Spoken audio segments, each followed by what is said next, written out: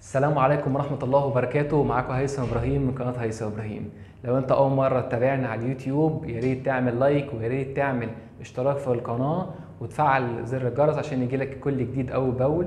ولو أنت أول مرة تشوفنا على الفيسبوك يا ريت تعمل فولو للبيج وتعمل لايك ليها، وإن شاء الله بإذن الله الفيديو يعجبك. فيديو النهاردة عن الفرق ما بين الأنالوج كاميرا وبين الأي بي كاميرا. لو انت النهارده عميل ودايما في سؤال في استفسار في دماغك ايه الفرق بين الكاميرا الانالوج وايه الفرق بين الكاميرا الاي بي لما انزل اشتري، لو انت النهارده حد في المشتريات برضو بتبدا تطرح على نفسك السؤال دوت، لو انت النهارده مهندس لسه متخرج جديد في مجال اللايت كارنت ومش عارف الفرق، عارف بس ان الاي بي احسن من الانالوج، ولو انت سيلز وبتبيع كتير في مجال السيرفيلانس سيستم ومش عارف الفرق، الفيديو دوت ان شاء الله هيقول لك اهم 10 فروقات ما بين الانالوج كاميرا وبين الاي بي كاميرا. يلا بينا نبدا. اول فرق بينهم هو شكل الاشاره بتاعتنا. شكل الاشاره في الانالوج هي طبعا من اسمها هي انالوج وبتتنقل عن طريق كواكسل كيبل. طبعا دي بتبقى مشكله كبيره جدا ان هي الاشاره بتروح وبتيجي بالبلدي كده، فايه اللي بيحصل؟ فتلاقي ان الديستورشن بتاعها بيبقى عالي، الاضمحلال بتاع الاشاره وهي رايحه بيحصل اضمحلال بشكل كبير وبيقابلها كمان نويز، فبالتالي الكواليتي ما بتبقاش احسن كواليتي، الكواليتي بتبقى قليله. الديجيتال او الاي بي كاميرا، الاي بي بالمناسبه هي انترنت بروتوكول، الديجيتال او الاي بي بتبقى 0 1، الاشاره بتبقى ماشيه عن طريق 0 1، السيجنال بتاعتنا بتتبعت من الكاميرا لجهاز التسجيل اشاره ديجيتال، فبالتالي الكواليتي بتبقى عاليه جدا ومفيش نويز بتقابلها في الطريق. تاني حاجه معانا هي الريزوليوشن. صحيح ان الانالوج لغايه فتره قريبه كان الريزولوشن بتاعتها ضعيفه جدا وكان اخرها 1.3 ميجا بكسل، بس حصل تطور كبير ووصل كمان بينا الكاميرات الاي اتش دي او الانالوج هاي ديفينيشن، وصل الريزولوشن بتاعتها ل 5 ميجا و8 ميجا بكسل، وده اخرها مفيش اعلى من كده. ازود كمان نقطه في القصه ديت ان معظم المصانع ومعظم المصنعين دلوقتي ما بقوش ينتجوا كمان من انالوج كاميرا، فدي هيبقى خطر كبير جدا بيواجه اي عميل او اي حد لسه بيفكر في الانالوج للمستقبل. بالنسبه للاي بي كاميرا بنوصل الريزولوشن بتاعتنا ل 30 ميجا بكسل وال 7 كي كريزولوشن. احنا بنتكلم ده النهارده، كمان شهر ممكن الريزولوشن تختلف وتعلى كمان. الكفرج، الكاميرا بتقدر تغطي مساحه قد ايه؟ بمنتهى البساطه النهارده لو انا عندي كاميرا 5 ميجا بكسل انالوج وكاميرا 5 ميجا بكسل اي بي، ما اوعى تفتكر ان الكواليتي هتبقى واحده او ان اللي هتقدر تغطيه الانالوج هي الاي بي، ابدا. لان الانالوج للاسف الفريم بير سكند او عدد الفريمات اللي بتقدر توصلها للان في ار بتاعها او الدي في ار بتاعها بتبقى اقل من الديجيتال. دي رقم واحد. رقم اتنين كمان ان الكاميرا الديجيتال بتاعتنا او الكاميرا الاي بي كمان بتاعتنا بتقدر عن طريق الديجيتال زوم بتاعها تجيب مساحه اكبر من اللي بتجيبها الانالوج، وبالتالي انت ممكن النهارده كاميرتين او 3 كاميرات اي بي قصادهم يبقى 5 كاميرات انالوج، وطبعا ده هيفرق معاك في الكوست اللي هنتكلم عليه بعدين. رقم 4 او رقم 4 هي جزئيه الديستانس او جزئيه المسافه، ودي تبقى مهمه جدا.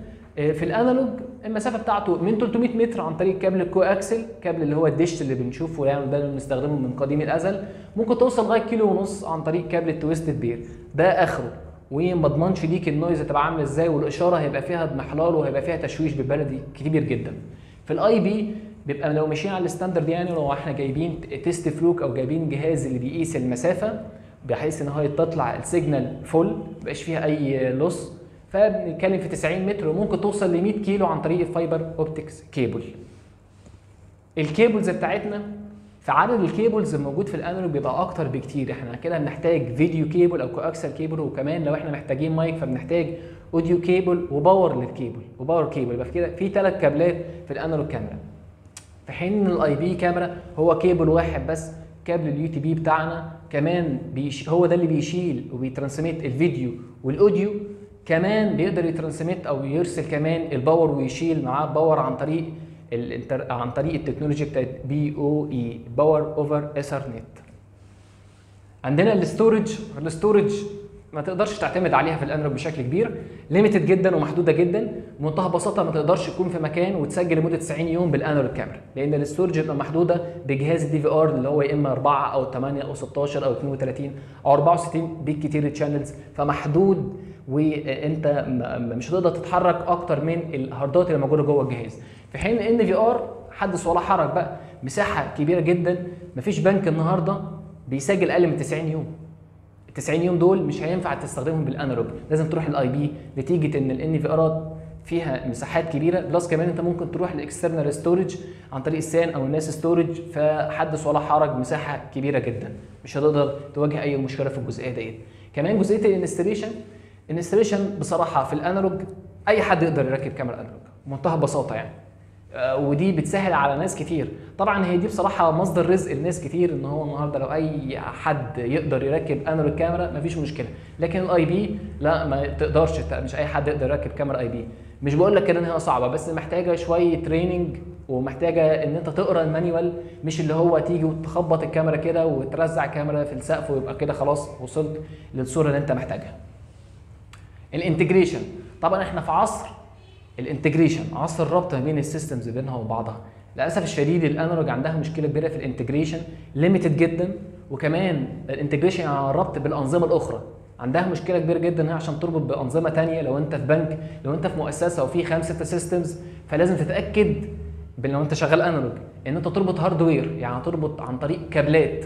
فبالتالي مش هتفقد شويه مميزات كبيره، ومش هتقدر تربط بكل السيستمز، لان زي ما قلت لكم في اول الفيديو ان الانالوج والمصنعين بتوع الانالوج خلاص، لو زمان كان في 10 مصنعين للانالوج دلوقتي بقى في 2 أو 3 لو لقيتوهم. في حين ان انت النهارده في الاي بي كاميرا لا، طبعا تقدر تنتجريت باي سيرد بارتي او باي سيستم. لو انت في مكان، لو انت في سمارت سيتي وعندك سيرفيلانس سيستم، تقدر تربط ما بينها وبين الاكس كنترول وبين الباركينج سيستم وبين الديجيتال ساينج اللي موجود في المكان وبين الفاير الارم وبين البابليك ادرس وبين البي ام اس اللي موجود، كل دوت عن طريق سوفت وير. فتقدر بمنتهى البساطه تربط سيتي كامله عن طريق سوفت وير. فمش ممكن النهارده وانت بتنفست في السيتي بتاعتك او في البنك او في المستشفى او في المدرسه وحاطط مالتي سيستمز، تيجي عند الكاميرات وتقول لا انا هحط كاميرات انالوج. الكوست بتاعنا طبعا انت مستني اقول لك ان الكوست في الانالوج ارخص من الاي بي، لا. على الشورت ران لو انت بص تحت رجلك، لو انت النهارده واحد عاوز 4 كاميرات بس في المكان دوت، مش هيبقوا 5 ومش هيبقوا 6، ومش هتربط بسيستم تاني في الوقت دوت، فعلا الانالوج هتبقى ارخص لك. لكن لو انت النهارده مزنوق في الوقت، بس انت شغال في مكان كبير او انت احتياجاتك كتيره، بس دلوقتي انا مش معايا غير الفلوس دي، في الوقت دوت الانالوج هتبقى غاليه جدا بالنسبه لك، لان انت بعدين لما تيجي تربط او عاوز تكبر السيستم مش هتعرف بالانالوج، فهتضطر ترمي القديم وتجيب سيستم جديد. طبعا الاي بي حدث ولا حرج بقى، الاي بي لا طبعا هي العكس. لو على الشورت ران، لو انت النهارده في سيستم برضو بسيط، بيت واقف محل، واقف ستور مثلا صغير ولا حاجه، خلاص على قدك، مش هتربط بقى بسيستم تاني، مش هتربط بقى بفاير الارم، مش هتربط بقى، ما عندكش كابلات نتورك، مش محتاج فايبر اوبتكس كيبل، مش هتربط بقى باي سيستم تاني، فخلاص كده زي الفل، كفى الله المؤمنين شر القتال، والدنيا زي الفل يا باشا. لكن لو انت على اللونج ران وفي مكان كبير، طبعا الاي بي هتبقى ارخص لك بعدين، لان كمان الكاميرات الاي بي فيها تكنولوجي بتضغط لك الفيديوهات وبتضغط لك من الباندويتس المطلوبه وفي الاستورج المطلوبه. فانت هتلاقي لو انت شاطر ولو انت حاسب حسبتك تمام، هتلاقي ان ديت فعلا وفرت لك. الابلكيشن بنطبق بقى فين الانالوج؟ الانالوج زي ما قلت من شويه، انت النهارده في بيتك ممكن تجيب كاميرات انالوج، مع اني برضو ما انصحش، ممكن كاميرات واي فاي تأدي الغرض وظريفه جدا وفيري سمارت. لو انت النهارده في محل صغير، لو انت في كشك ولا حاجه، تقدر تشتغل، لان فيها مشكله انها مش كلها بتدعم الكلاود، فبالتالي هتبقى فيها مشكله كبيره. في حين ان انت النهارده عندك في الاي بي كاميرا، حدث ولا حرج بقى، البنوك، مستشفيات، مصانع، سمارت سيتي، سيرفيلانس سيتي او سيتي سيرفيلانس، كل الاماكن تقدر تركب فيها، اماكن الكبيره واماكن حتى كمان المتوسطه، والاماكن اللي بتبص للربط والاماكن اللي فيها سيستمز كتيره، هتحتاج وتروح تشتغل بيها بالاي بي كاميرا او الديجيتال كاميرا. طبعا ده اهم 10 فروقات ما بينهم. انا عن نفسي برشح لك بمنتهى القوه لازم تشتغل بالاي بي كاميرا، هيفوتك كتير جدا كريزولوشن، ككواليتي. كمان الارتفيشال انتليجنت دلوقتي، احنا يا جماعه في المستقبل او في زمن ارتفيشال انتليجنت، مش ممكن نكون في الزمن دوت وبنجيب انالوج الا في حالات معينه. الانالوج تجيبه في حالات معينه، لكن مش هينفع تكون في الزمن اللي احنا فيه دوت وتجيب كاميرا ما تكونش بتقدر تدعم مثلا التعرف على الوش، ما تكونش بتجيب كاميرا تقدر تتعرف على لوح العربيات وهكذا. كل دوت موجود في الاي بي، مش موجود في الانالوج. فيديو سريع، يا رب يكون عجبكم، ويا رب ما تنسوناش يا جماعه في لايك وشير للفيديو. عاوزين اكبر قدر من الناس تعرف الفروقات ديت عشان تسهل عليها لما تيجي تشتري، او يسهل عليه لما يجي يبيع ويفيد عميله. السلام عليكم ورحمه الله وبركاته.